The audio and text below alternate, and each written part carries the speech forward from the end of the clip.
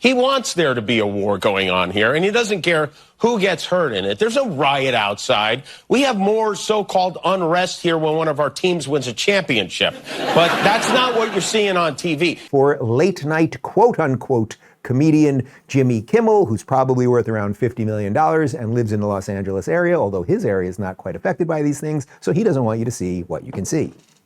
Los Angelinos have been gathering to demonstrate, and with very few exceptions, peacefully demonstrate to voice their opposition to this disgusting and unnecessary abuse of power instigated by our mentally ill president, who is dead set on exacerbating this. Who actually wants conflict, who is intentionally inflaming and lying to make it seem like there's a war going on here. He wants there to be a war going on here, and he doesn't care who gets hurt in it. There's no riot outside. We have more so-called unrest here when one of our teams wins a championship. But that's not what you're seeing on TV. Someone sets a fire in a garbage can, 12 camera crews go running toward it.